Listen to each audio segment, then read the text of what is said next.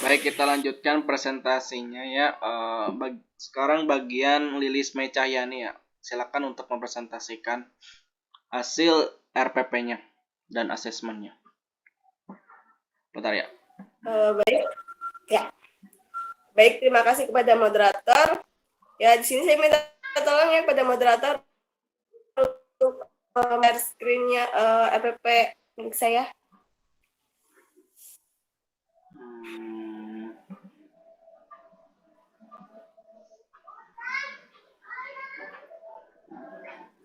Ya, untuk mempersingkat waktu ya, di sini RPP pelaksanaan pembelajaran saya pada materi sistem dan alat pembayaran.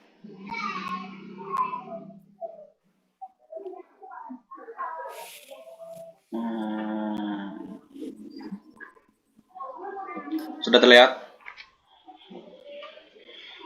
Ya, sudah. Ya, di sini rencana pelaksanaan pembelajaran di materi sistem dan alat pembayaran. Untuk sekolahnya ada di dalam kompetensi inti. Di sini saya menggunakan KI 3 dan KI 4. Ya, next.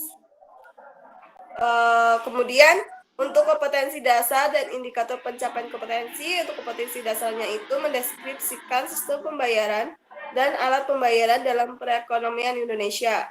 Untuk indikatornya ada untuk indikator dibagi menjadi dua, pertemuan pertama dan pertemuan kedua. Untuk pertemuan pertama ada 3.6.1 mendefinisikan pengertian sistem pembayaran.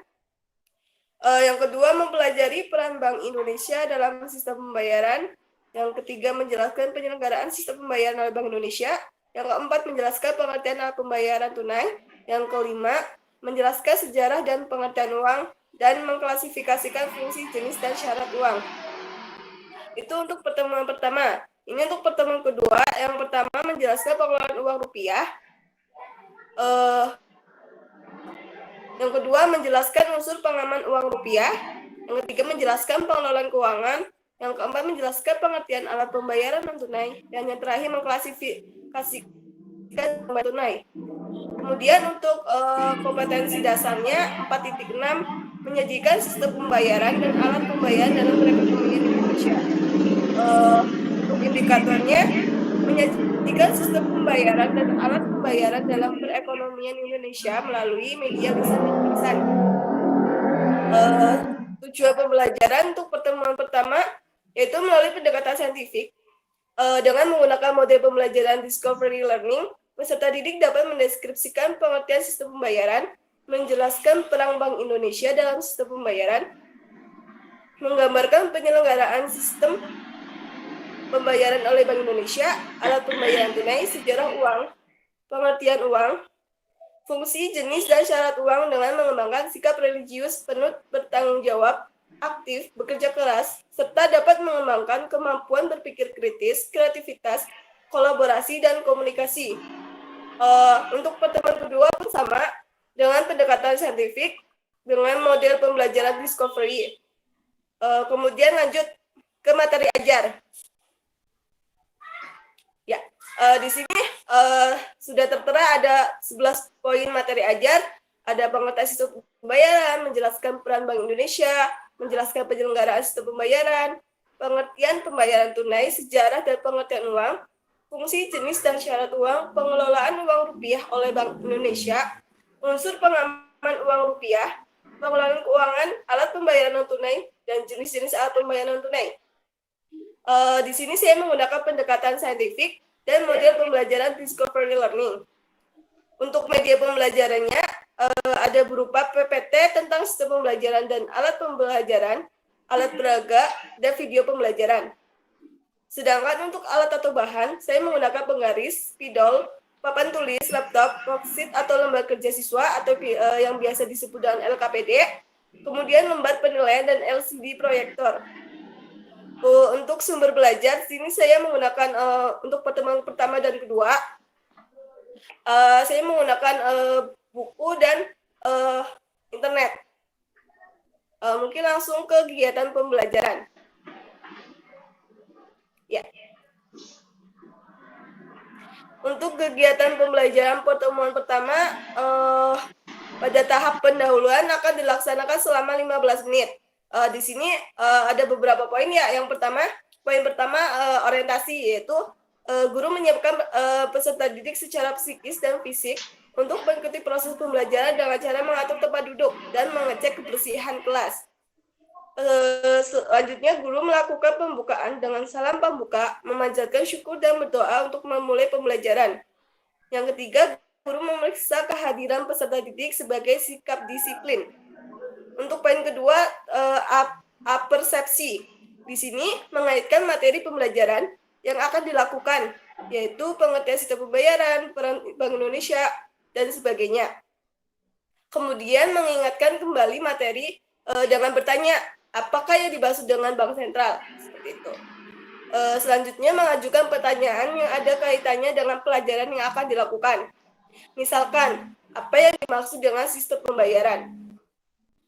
Kemudian untuk tahap motivasi, yang pertama memberikan gambaran tentang manfaat mempelajari pelajaran yang akan dipelajari dalam kehidupan sehari-hari. Selanjutnya menyampaikan tujuan pembelajaran pada pertemuan yang berlangsung. Kemudian apabila materi ini dikerjakan dengan baik dan sungguh-sungguh serta dikuasai dengan baik, maka peserta didik diharapkan dapat menjelaskan tentang materi yang akan dipelajari. Kemudian tahap kemudian dalam pendahuluan yang terakhir adalah pemberian acuan. Di sini memberitahukan materi pelajaran yang akan dibahas pada pertemuan kali ini. Kemudian memberitahukan tentang kompetensi inti, kompetensi dasar, indikator, dan KKM pada pertemuan yang berlangsung. Kemudian pembagian kelompok ini belajar ini akan dibagi menjadi 5 kelompok dengan menggunakan media lintingan kertas sebagai pembentukan kelompok belajar. Selanjutnya menjelaskan mekanisme atau pelaksanaan pengalaman belajar sesuai dengan langkah-langkah pembelajaran secara runtut. Kemudian masuk ke tahap inti. Di sini ke tahap inti juga dibagi ke beberapa poin.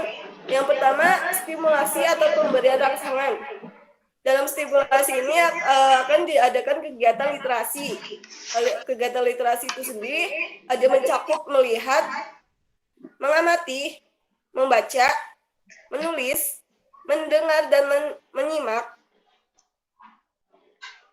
Di sini setiap peserta didik harus mengikuti kegiatan literasi supaya mereka paham akan materi yang akan dipelajari. Kemudian tahap kedua, problem statement atau pertanyaan identifikasi sebuah masalah. Ya, di sini ada poin critical thinking atau berpikir kritis.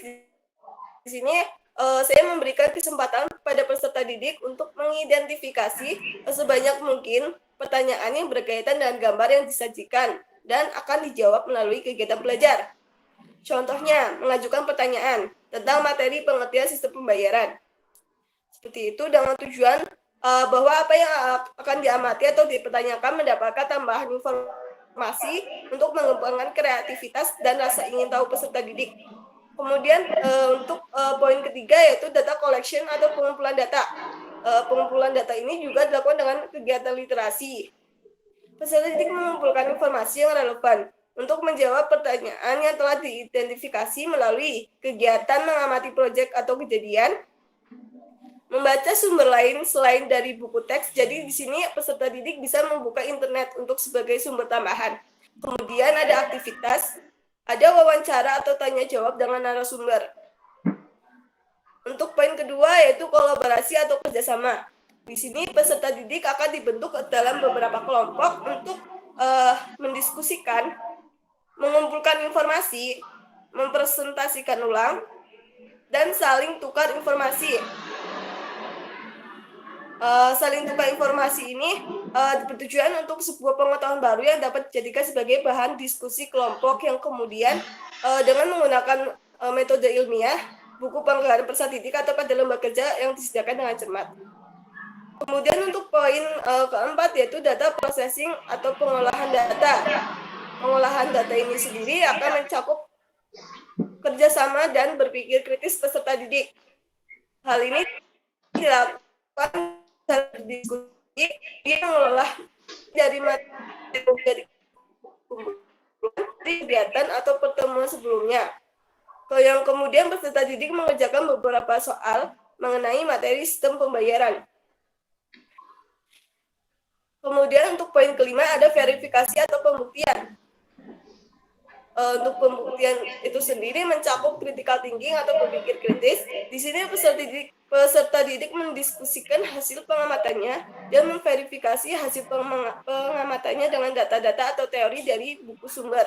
Hal ini bisa melalui kegiatan menambah keleluasan dan kedalaman sampai kepada pengolahan informasi.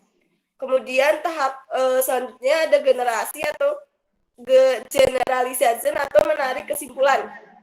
Di sini menarik kesimpulan ini sendiri mencakup ada komunikasi. Di sini bisa berdiskusi untuk menyimpulkan, menyampaikan hasil diskusi, mempresentasikan hasil diskusi kelompok secara klasikal, kemudian mengemukakan pendapat atau presentasi yang dilakukan, kemudian mengemukakan pendapat atas presentasi yang dilakukan tentang materi, dan ditanggapi oleh kelompok yang mempresentasikan. Yang terakhir bertanya sistem pembayaran yang dilakukan oleh peserta didik. Kemudian ada poin kreativitas. Di sini kreativitas peserta didik menyimpulkan tentang poin-poin penting. Kemudian menjawab pertanyaan tentang materi yang terdapat pada buku pegangan. Dan peserta didik bertanya tentang hal yang belum dipahami kepada ataupun guru melempar pertanyaan kepada peserta didik. Yang terakhir menyelesaikan uji kompetensi untuk materi yang terdapat pada buku pegangan peserta didik. Adapun catatan yang harus diperhatikan selama pembelajaran, maka guru mengamati sikap siswa dalam pembelajaran yang meliputi sikap nasionalisme, disiplin, rasa percaya diri, berperilaku jujur, tangguh, menghadapi masalah, bertanggung jawab, dan rasa ingin tahu. Yang kemudian bagian penutup di sini ada beberapa yang harus dilakukan dalam kegiatan pembelajaran dalam tahap penutup, yaitu peserta didik bersama guru membuat resume poin penting yang muncul dalam kegiatan pembelajaran. Hal ini termasuk dalam kategori tanggung jawab atau membuat ringkasan. Yang kedua, guru menanyakan materi yang belum dipahami oleh peserta didik, kemudian dibahas bersama-sama dengan peserta didik. Yang ketiga, guru melakukan refleksi dan umpan balik terhadap kegiatan pembelajaran.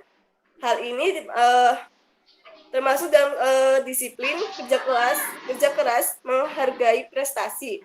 Kemudian guru memberikan post-test. Misalnya, bagaimana sistem pembayaran yang terjadi pada masyarakat saat ini. Hal ini untuk menunjukkan bahwa peserta didik itu harus mandiri. Kemudian guru melakukan kegiatan tindak lanjut dalam pemberian tugas individu untuk menunjukkan sebuah tanggung jawab. Kemudian guru menyampaikan sedikit materi pada pertemuan berikutnya, yaitu alat pembayaran tunai. Nah, ini bertujuan agar peserta didik memiliki sikap yang gemar membaca. Yang terakhir yaitu guru berdoa dan mengucapkan salam. Jadi di sini untuk penutup itu berlangsung selama 15 menit. Adapun untuk pertemuan kedua sama saja sistemnya akan dilakukan seperti pada pertemuan pertama. Mungkin kita langsung saja kepada penilaian, pembelajaran, remedi, dan pengayaan. Di sini saya menggunakan teknik penilaian sikap melalui observasi atau pengamatan. Adapun penilaian pengetahuan dengan menggunakan tes tertulis. Penilaian keterampilan dengan unjuk kerja, praktek atau proyek, dan presentasi. Bentuk penilaiannya pun ada observasi menggunakan lembar pengamatan aktivitas peserta didik, tes tertulis dengan menggunakan pilihan ganda, uraian, dan kuisis. Untuk unjuk kerjanya ada lembar penilaian presentasi. Proyeknya lembar terambil dan yang terampil. Mungkin untuk rencana pembelajaran yang saya rancang, kemudian kita masuk rencana saya Yang pertama tentang kisi-kisi soal ya. Kisi-kisi soal yang pertama pretest. Untuk pertemuan pertama, pretest dilakukan secara lisan dengan bentuk pertanyaan yang bertujuan untuk mengetahui materi atau sudah dapat dikuasai oleh peserta. Materi pembelajaran yaitu pengertian sistem pembelajaran, indikator soal. Di sini level adapun untuk pertemuan kedua sama ada KD materi pembelajaran tentang pengertian non tunai. Untuk bentuk soalnya ada isai dengan level kognitif C1. Kemudian untuk post test pada pertemuan pertama menggunakan bentuk soal tes objektif. Tes objektif dengan level kognitif C1 untuk soal nomor 1. Kemudian untuk yang materi pembelajaran peran Bank Indonesia dalam sistem pembelajaran disajikan dalam sebuah pertanyaan dan kasus. Di sini peserta didik diharapkan mampu mempelajari peran Bank Indonesia dalam sistem pembayaran. Untuk bentuk soalnya berupa tes objektif dengan level kognitifnya C1 untuk soal nomor 2. Kemudian untuk selanjutnya ya dalam bentuk soal kedua. Kemudian untuk pengertian alam menggunakan bentuk soal aktif. Pengertian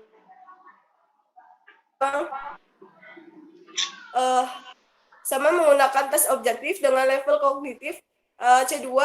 Terus kemudian untuk fungsi level kognitifnya menggunakan 3. Adapun untuk pertemuan kedua pada materi pembelajaran pengelolaan uang rupiah oleh Bank Indonesia, bentuk soalnya tes objektif dengan level kognitif C1. Kemudian untuk materi unsur pengaman uang rupiah untuk pengelolaan keuangan dan pengertian alat pembayaran non tunai, mereka menggunakan bentuk soal tes objektif dengan level kognitif C2. Kemudian untuk ulangan harian, ini berbentuk bentuk soalnya ada menggunakan isai dengan level kognitif C1, C2, dan C3 sesuai dengan materi.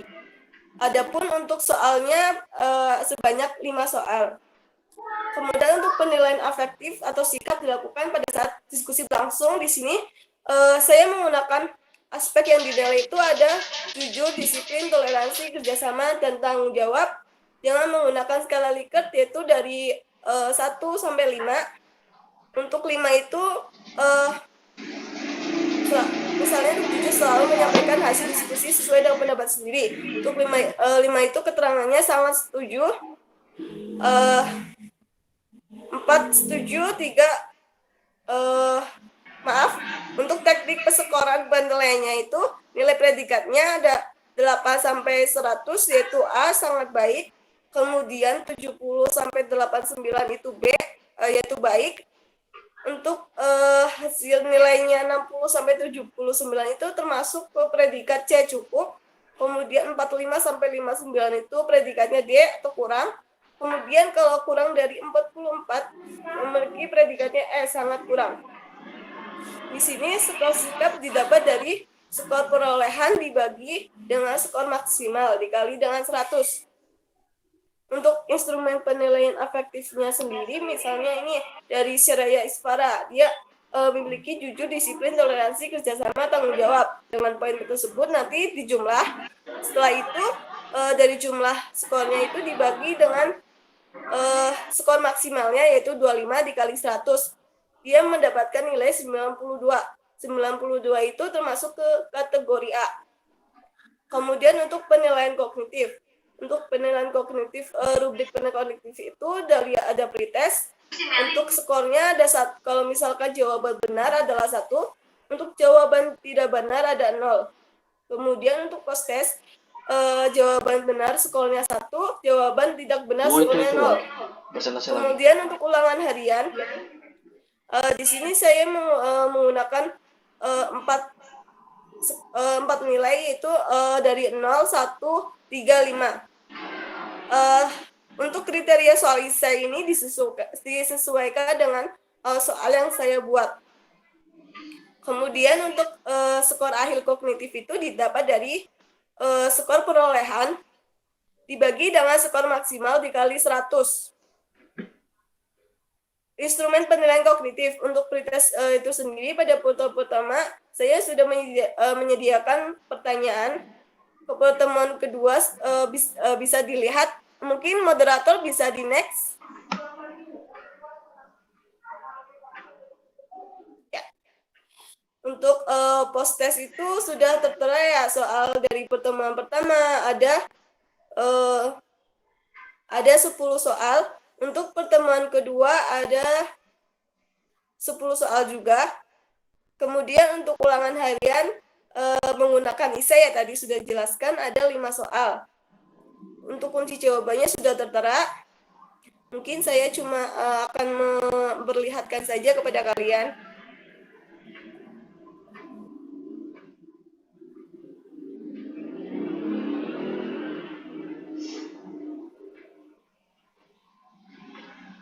Ya, untuk aspek keterampilan. Di sini aspek keterampilan, lebih keterampilannya saya menggunakan aspek yang dinilai itu ada 4 poin. Yang pertama berpikir kritis, kreativitas, kolaborasi, dan komunikasi. Dengan data nilainya itu ada menggunakan skala Likert yaitu 5. Di mana misalkan dalam berpikir kritis, contoh rubriknya selalu mengemukakan pendapat saat diskusi, maka mendapatkan nilai 5 dan seterusnya. Kemudian untuk teknik perskoran dan penilaian keterampilan, untuk nilai predikat sama seperti tadi, jika mendapatkan nilai 80 sampai 100 maka akan mendapatkan nilai A atau sangat baik. Jika memperoleh 70 sampai 89 maka memperoleh B atau baik. Jika nilai predikat 60 sampai 79 maka cukup. 45 sampai 59 kurang, dan kurang dari 44 sangat kurang. Skor sikap dapat didapat dari skor perolehan dibagi dengan skor maksimal dikali 100. Untuk instrumen penilaian keterampilan juga sama seperti penilaian kognitif, yaitu di mana jumlah skornya yang diperoleh dari aspek yang dinilai itu dibagi dengan skor maksimal dikali 100. Gitu. Mungkin untuk lampiran kedua lembar kerja peserta didik dapat dilihat ya, itu untuk tugas mandiri. Untuk pertemuan pertama dan kedua akan berbeda. Kemudian untuk LKPD kelompok, untuk pertemuan pertama di sini saya menyajikan beberapa kompetensi dasar, tujuan pembelajaran supaya peserta didik itu paham dan mengerti bagaimana alur pembelajarannya seperti itu. Kemudian di sini dijelaskan petunjuk pengerjaan lembar kerja peserta didik supaya peserta didik itu paham ataupun mengerti bagaimana langkah-langkah dalam pengerjaannya. Kemudian disajikan gambar, adapun pertanyaan-pertanyaan dan keterangan bagaimana peserta didik nanti akan menjawab. Untuk pertama seperti itu dijelaskan ada kompetensi dasarnya dan tujuan pembelajarannya, dan ada keterangannya. Nah, ini kemudian lampiran ketiga ada bahan ajar. Mungkin saya hanya akan memperlihatkan kepada kalian.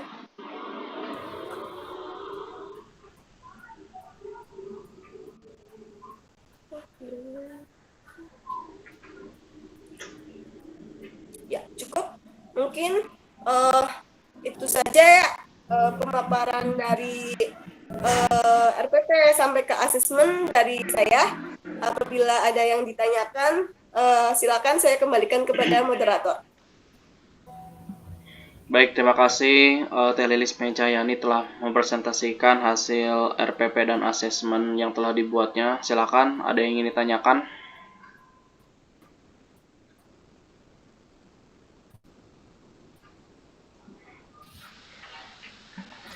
Baik, silakan Teh Syarifah Meliza untuk memberikan pertanyaan. Baik, di sini saya cuma mungkin ada kesalahan atau bukan ya. Coba di yang RPP ya, yang enggak di soal-soal pengetahuan, tes pengetahuan. Kan ada soal terus di situ Mbak Lilis kan mencantumkan KD 46 di kisi-kisi soal kalau nggak salah. Di asesmen.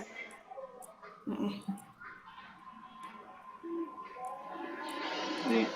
Ke atas enggak bukan itu. Itu LKPD-nya. Asesmen. Kisi-kisi soal.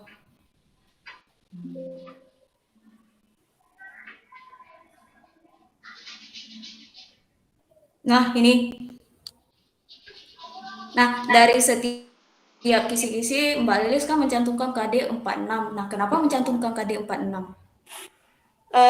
Iya, maaf, itu ada kesalahan ya. Seharusnya yang KD 4.6 itu ada di pertemuan kedua. Kok di pertemuan kedua? Bukannya KD 46 itu masuk ke dalam kategori keterampilan? Iya, benar. Seharusnya tidak usah dicantumkan, bukan? Apakah benar atau iya benar. Ya, terima kasih atas masukannya ya, mungkin juga ini buat tambahan pengetahuan saya. Mungkin nanti untuk selanjutnya akan saya perbaiki lagi. Terus ada lagi tadi di yang nilai, predikat nilai ya. Nah, yang C nilainya dari 60 sampai 79, sedangkan yang B itu dari 70 sampai 79 kalau nggak salah. Mungkin kesalahan juga. Ini, ya benar, teknik keseluruhan 60 sampai 79. Oh iya, maaf, itu 69. Dari ya, seharusnya 69 untuk yang C ya. itu 60 sampai 69, iya. Oke. Itu lebih kemasukan mungkin ya, bukan pertanyaan. Baik. Cukup? Sudah, itu saja. Baik, saya juga ingin bertanya ke Teh Lilis Mecayani mengenai sebenarnya ke RPP ya. Kalau saya kan tadi sudah disebutkan RPP-nya itu menggunakan model discovery learning. Nah, mengapa Teh Lilis menggunakan discovery learning pada materi sistem alat pembayaran ini? Alasannya apa? Jadi di sini discovery learning ya. Di sini kenapa saya menggunakan discovery learning? Mungkin untuk menggunakan media atau pendekatan itu tergantung kita ya, bagaimana kita akan menciptakan sebuah kelas yang menyenangkan. Dan menurut saya itu untuk materi ini sangat cocok ataupun cukup cocok untuk jika digunakan dalam model pembelajaran discovery learning, di mana nanti peserta didik akan lebih paham nih. Misalkan kayak pembelajaran ini kan mencakup teorinya juga banyak kan. Nah, di sini dengan menggunakan metode pembelajaran discovery learning, mereka akan lebih mudah dalam memahami dengan bekerja ataupun kerjasama dalam kelompok seperti itu. Sehingga nanti juga mereka akan lebih berpikir kritis dan kreativitas mereka itu lebih akan keluar seperti itu. Mungkin itu jawaban dari saya. Apabila ada sanggahan atau tanggapan dari teman-teman. Kalau dari saya sudah cukup jelas. Silakan ada yang ingin ditambahkan atau ingin bertanya dari anggota kelompok lain.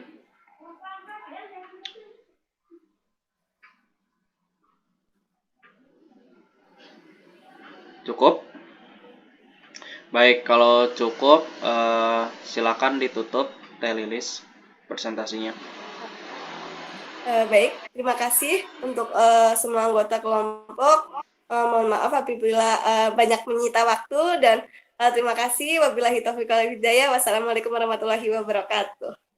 Waalaikumsalam warahmatullahi